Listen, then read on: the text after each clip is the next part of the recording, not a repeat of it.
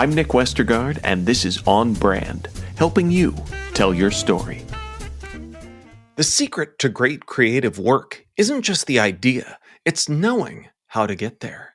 Toby Wilkinson, co-founder of Ask Us for Ideas, has spent the last decade helping brands navigate the messy world of agencies, briefs, and creative partnerships to make the process smoother, smarter, and more successful. My interview with Toby is coming right up, but first...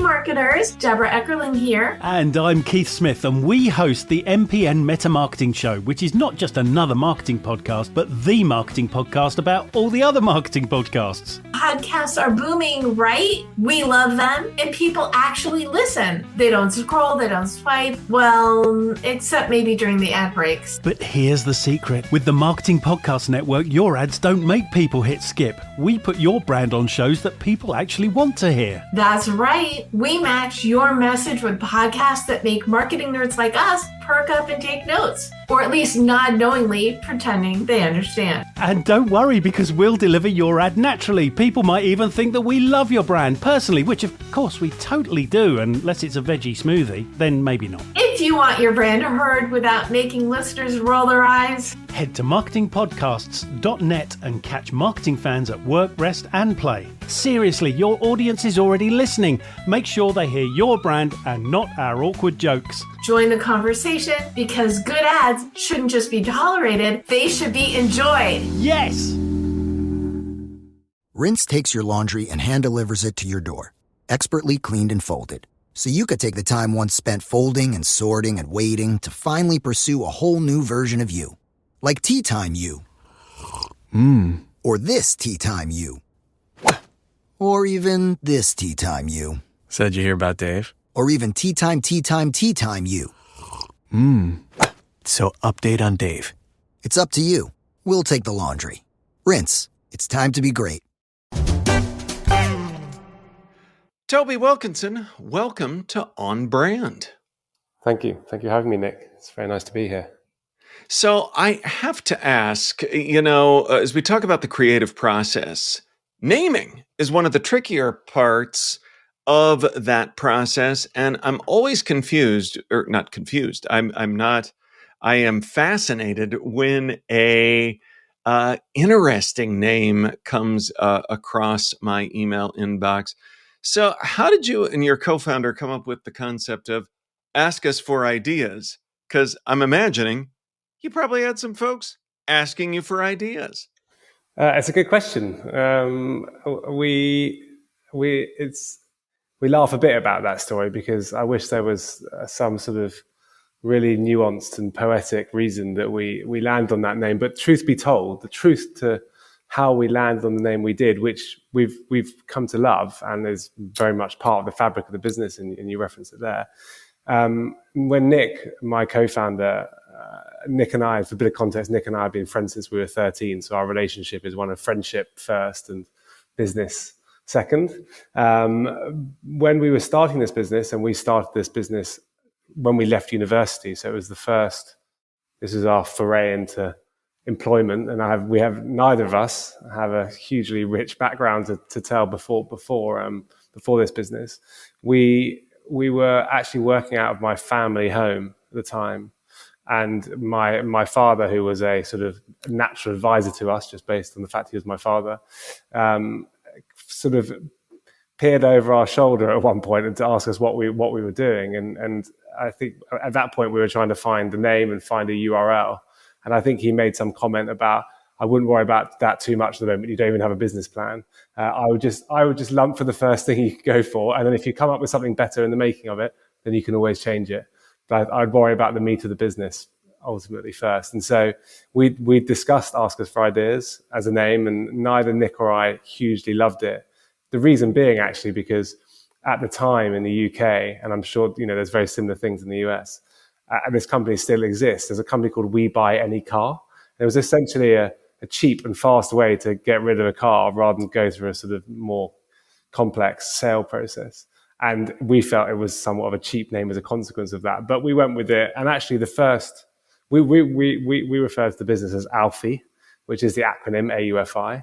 And you'll notice, a little plug of the website here, but AUFI.com is the actual website. And that was us sort of trying to hide the fact we were called Ask Us for Ideas initially. And it was only when we went to our own first, the branding exercise with an agency, that they said, "Out of interest, what does AUFI stand for?" And we said, "Oh, it stands for Ask Us for Ideas." And they were like, "That's brilliant. I mean, why wouldn't you shout about that?" And that was the turning point for us. That was the moment we realized that actually we landed on a really strong name. And once someone else had sort of validated it for us, the connotation of we buy any car sort of disappeared. So we've gallantly moved forward with it as our name. I love that. I think of there's webuyhouses.com, take away the flowers and all that. Yeah. It's interesting you said that you and your co-founder joke that you wish there was a better story, and yet you went and told what I think was a pretty good story about those early days. So when you talk about the fit between brand and agency, that's another thing that's pretty tricky. How do you define a perfect fit? Yeah, it's really the whole reason we exist. Ultimately, we launched this business back in 2011. So next year will actually be our 15th birthday. Can you believe it? And at that Happy time, 15th birthday, Offie. Thank you very much.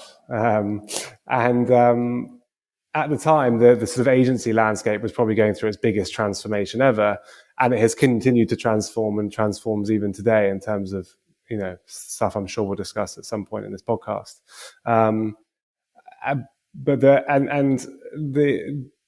long reality has always been that the right agency partnership has the ability to transform or catapult or solve any challenge for a business.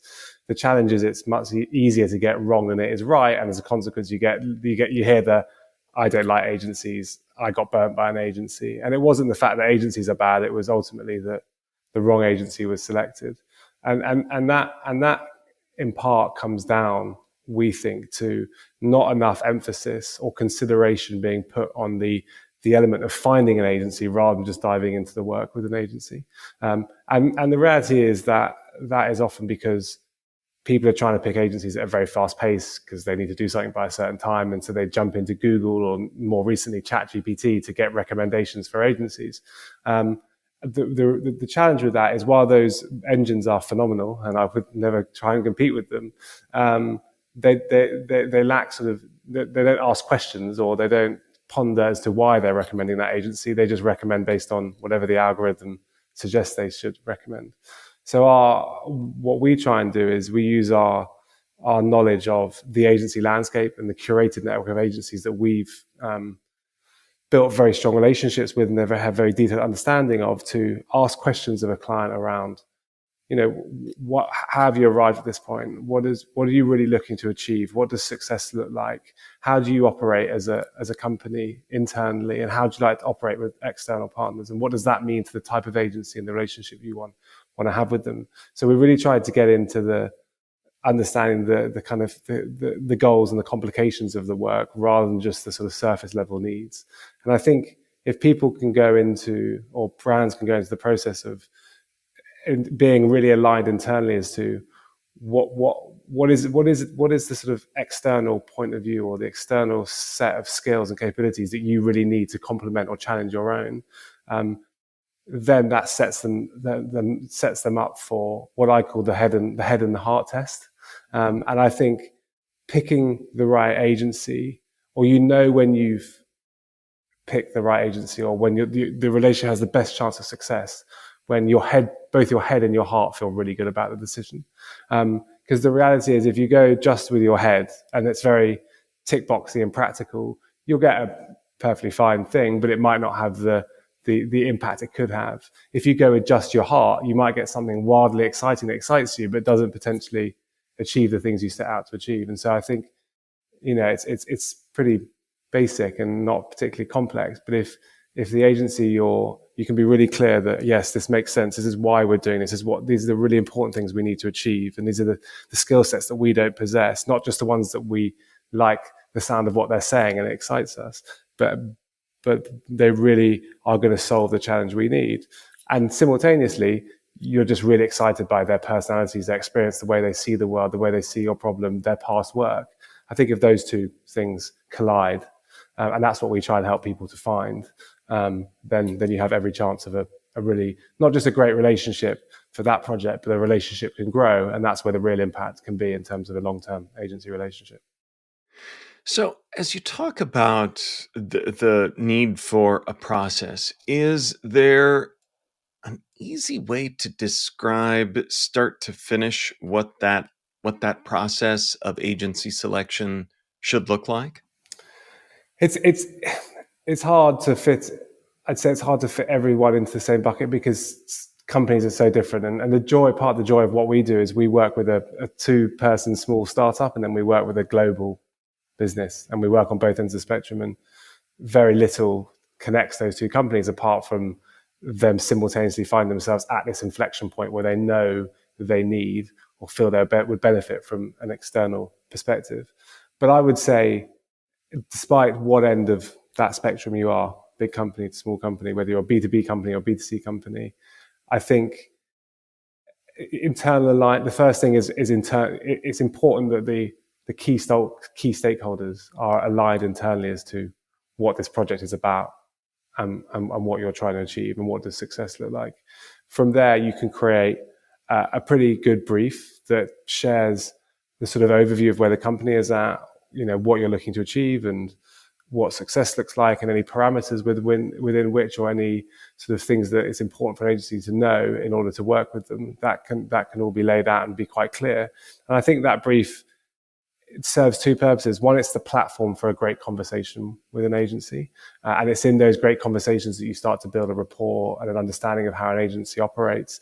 But it can also act as, while a brief never needs to be sort of so rigid that it can't adapt or evolve, within it, you should still maintain ultimately, whether the solution to something is driven by deliverables or driven by an outcome, the goals and the things that are important and the things that you must find, that brief can still act as a sort of guiding set of principles to you as you go through the process of meeting an agency and ultimately selecting a decision. And then beyond that, as much as you have resource and capacity for, and as much as is sensible, as much time you can spend with an agency, getting to know them, just even down to the way they communicate between meetings, the way the speed at which they respond sometimes, or the way they set up a meeting or end a meeting or communicate in between, all those little details to the macro ones, to the micro ones. The more you get to know an agency through the process of them ultimately trying to win your piece of work and or you trying to win their attention, and I think it should be a more balanced. The best relationship is where there is a real desire on both ends of the spectrum to work with one another, not one or the other necessarily. I think that's the really important piece. Basically, those are the important elements. On Brand will be right back after this.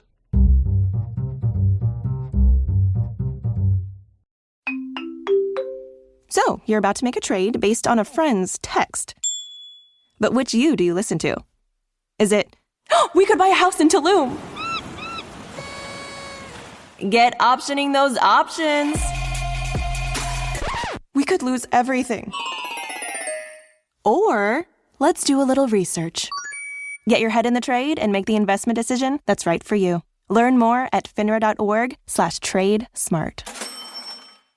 Wayfair's big sale is returning. Get ready for Way Day. For 4 days only, score up to 80% off all things home with free shipping on everything. From October 26th through 29th, score Wayfair's best deals, like up to 80% off area rugs, up to 60% off mattresses, up to 60% off bedroom furniture, and more exclusive doorbuster deals. So mark your calendar and shop Way Day starting October 26th at wayfair.com. Wayfair, every style, every home. Now, back to the show.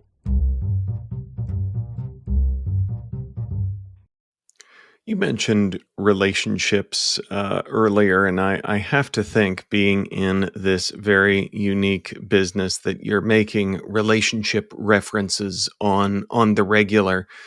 So, for those listening out there, what are the red flags that you might not be in a good relationship?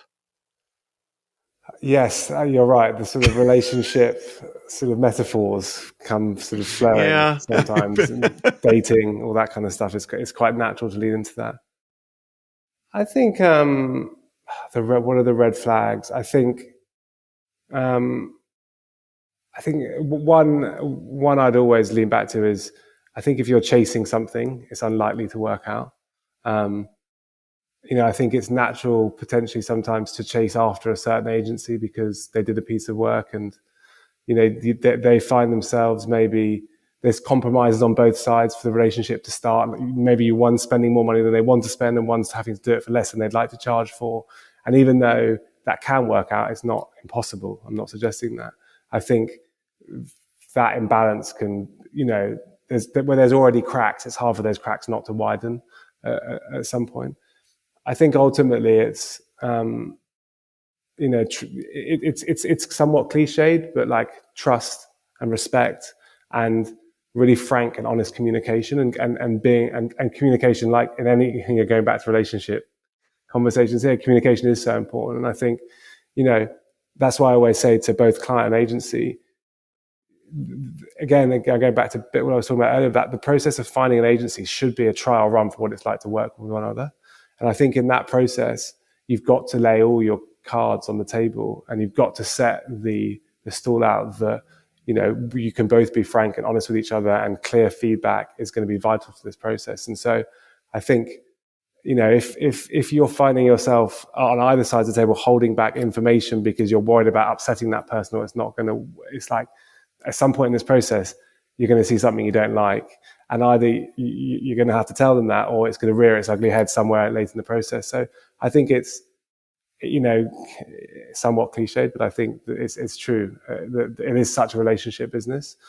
You don't have to be. The one thing I don't want that to sort of mix that with is, I'm not suggesting, sometimes there's the old cliche, you should be able to go down to the pub with them and have a drink. And I think that's a bit far. You don't have to be best mates with these people. You talk about, I'm a big sports nut. I don't know about yourself, but you sometimes talk to, or you hear ex-players from team sports talk about the relationships they had with the players they played with, and they sometimes had incredible relationships on the pitch, but that didn't mean they were best friends off the pitch. And I think that's a good analogy for it.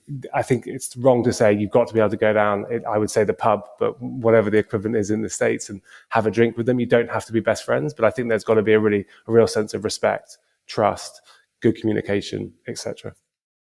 Well, boy, like you said, the relationship metaphors and analogy, it's unavoidable, because it's the same way that a good relationship of any kind doesn't look like what, you might get served up in the Instagram algorithm, that it's always public displays of affection, that it's always one thing, that it looks a certain way. So yeah, very, very different there. Yeah. And I'm just to finish on that, the process of working between a client and agency, tension points can be really good and really valuable in the process. But you've got to be able to find those tension points and be able to have sensible conversation and work through them together. And the problem is, if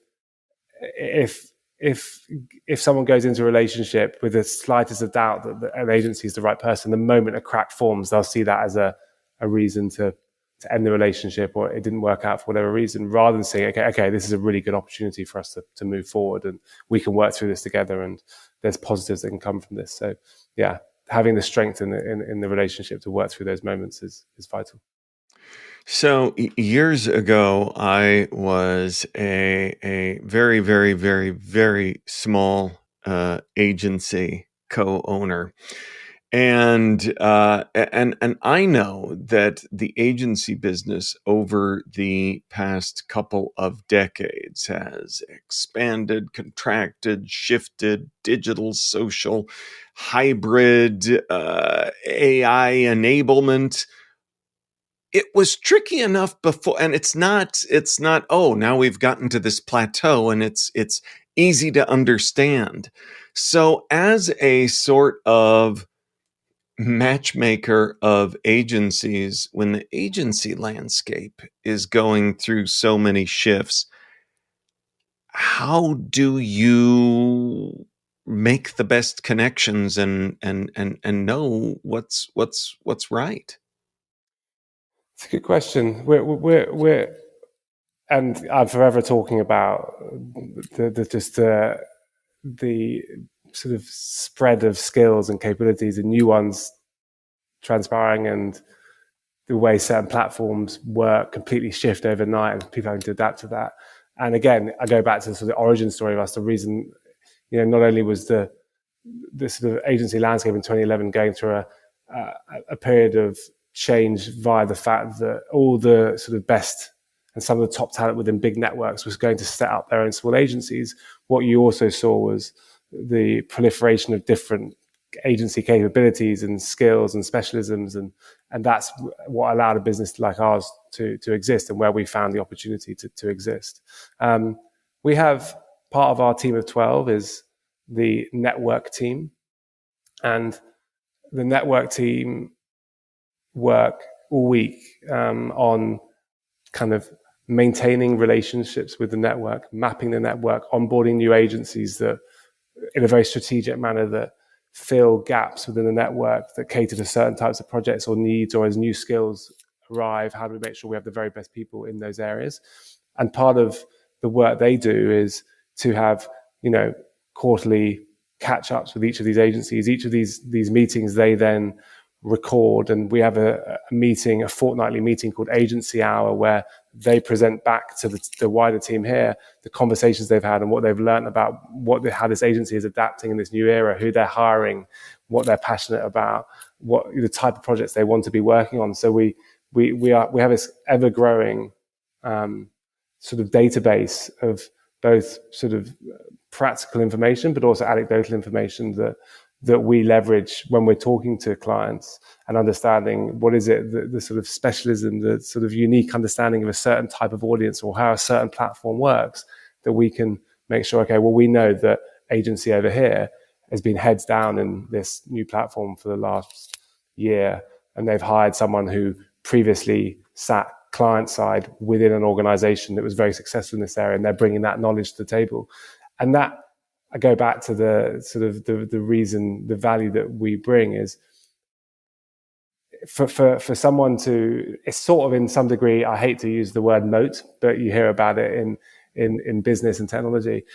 I don't believe there's any individual CMO or chief digital officer or head of brand that in the space that they need to find an agency to deliver a piece of work amongst all the other plates they're spinning within their day job could get us up to date, detailed understanding of not just a 10,000 foot view of the agency landscape and a 10,000 foot view of the very best within each of those specialisms, but each agency on a one-to-one basis. If they wanted to do that, they'd have to spend a year trying to find an agency really to get up to that speed.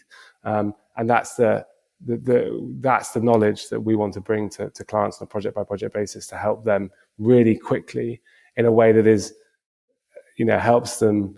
It's not intimidating, that helps them wade through all the noise and everything else that's going on agency websites and Google and ChatGPT to really understand, okay, this is the agency that really knows what they're talking about in this area. So it is no other science than we spend the time to get to know these agencies and to continue to get to know them. And that's really the secret behind it.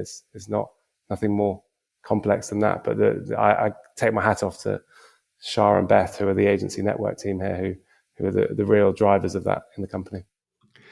Do you have a favorite success story that you point to where the right agency match really transformed a brand's outcome? A lot. It's a bit picking between my favorite children, Uh-huh. I'd say. We're so lucky in the sense that we do about 300 deals a year to give it some volume. So we work, and I mentioned earlier just the sheer diversity of client that we work with, from a small company who's trying to bring a lard brand to market, to a company that's putting shipping containers in space so that people can access storage within 90 minutes from anywhere in the world, and everything in between. And the joy in our business is that diversity. And one of the things that we've always tried to maintain as we've grown is, yes, we always want to work on the big projects, the ones that really great work gets done and gets put out there and everyone talks about.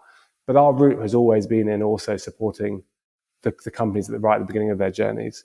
We have dabbled in the sort of world of venture, and we will always try our best to support the smallest of companies who are doing new things in a way that in the future, I'm sure we will support them again as they become bigger companies. And it's the breadth of working on both those projects that also adds the value I think we can bring to clients. But I will tell you one quick story that I think is a good one. And certainly a pivotal moment. One of the pivotal moments in our journey was the company Brewdog. I don't know, are you aware of Brewdog? It's a very well-known British brewery or beer company, ultimately, that were one of the first craft sort of punk breweries in the UK that really disrupted the sort of the beer landscape. And they had been known for many years as the punk brand. They were this sort of, they did the things typical beer companies can do, and they were very punky, and they shouted about being punk, and one of their beers was called Punk IPA. And they came to us at a point where they were, distribution was large, they were across retail, they had many, many SKUs, and the issue for them was the brand had lost any sort of visual language within its brand world, because there were just so many products. They'd all been like branded and created in isolation at that moment in time. And so they came to us to sort of, as they were expanding into retail, how do they tighten that language up, basically, and take the brand to the next level. And we introduced them to a series of agencies, and we put one agency in the mix, which on paper, if you looked at those two agencies, if you looked at Brewdog and the agency, you just would never put them together. Brewdog was like loud and brash and, everything this agency wasn't, which was very refined, sophisticated, real love for sort of nuance and detail and beautiful design. But we knew from that agency that they were really, really keen to do something in the world of CPG. And they really wanted to bring their sort of very considered design lens to the world of CPG. And so we said, look, this could go one or two ways, but I think it's worth having a conversation, because by design, you are the beer company that doesn't act like any other beer company. And these guys have never worked in beer before. And so they'll, it's a continuum. You could go to a load of agencies that have done loads of beer before. And do you just end up being, somewhat similar to the other beer brands, because you go through the mechanism of working with a company that's worked on loads of beer. And it ended up being both the client and the agency sort of fought the meeting even happening in the first place, but we kind of convinced them to do so. And then they went on, and it was like love at first sight when they actually got talking to each other. And the agency really pitched them on the idea of, to date you shout the fact that you're punk, but a true punk would never talk about the fact they were punk. They would just stand for things that they really care about in the world. They wouldn't shout about being punk. They would just be punk, ultimately. And that just caught the founders' attention. And they went on, I think it was a multi-year relationship which was just meant to be about designing a can or creating a consistent design language across cans, to completely redoing the brand architecture from top to bottom, the whole strategy into campaigns and activations and everything else. So it's not all of them are like that, but it's a story we talk about from time to time. But there's many others, so I don't want to pick one, but there's many others. There is one there. Well, that story of that relationship certainly makes me smile. I am going to make you pick a brand that has made you smile recently, Toby. Good question. I think I'm going to go for a brand that we actually haven't worked with, that is part of my life outside of, the day-to-day, which is a company called Mindful Chef, which is a meal kit delivery company in the UK. They send you the ingredients for a particular meal, you cook it at home, etc., etc. And I think it's absolutely brilliant. And they're one of many, and I'm sure the others are equally good. But I'm at the stage of my life now. I've got 2 kids. I go home. I'm more conscious at my age now of what I eat. I think we all are naturally. And Mindful Chef, the quality of the food, the flavors, the things it gets me to cook that I'd never cooked before. It's something my wife and I do almost every night together when we're at home. The kids are in bed. We get to do this. It's part of our ritual, our routine in the evening. And we eat the most wonderful meals. I feel like I'm eating food that's good for me, that's, produced in the right ways, that's sourced in the right ways. And yeah, it constantly makes me smile for that reason. So I'm going to give a shout out to the team at Mindful Chef for the way they make me feel. I love that. Now, you mentioned it earlier, but let's tell folks again where they can go to learn more about who you are and what you do. Well, we have our website, which is aufi.com. So that's Ask Us for Ideas, the acronym aufi.com. We have within that, there's stuff about what we do and how the projects we've been involved with. It always drives me mad. It's a fraction of what we've done, and I wish we could share it all more. But that's a sort of general founder issue, I think. We have a podcast, our own podcast called Private Views, where we interview various people on both sides of the client side and on the agency side. We have a Substack. We have various insights on our website. Lots to learn about us. But yeah, would love to speak to and meet anyone and talk about what we do. So thank you very much for giving me the opportunity to talk about that. Awesome. Well, we will link up to that in our show notes, which folks can always find at onbrandpodcast.com. Toby Wilkinson, thanks for being on brand with us. It's been a pleasure, Nick. Thank you for having me. On Brand is part of the Marketing Podcast Network. If you like what you're hearing, if we've made you smile, you can always listen free on Spotify, Apple Podcasts, or whatever your favorite platform may be. And please take a moment and rate and review the podcast to help others find the show. Until next week, I'm Nick Westergaard, and I'll see you on the internet.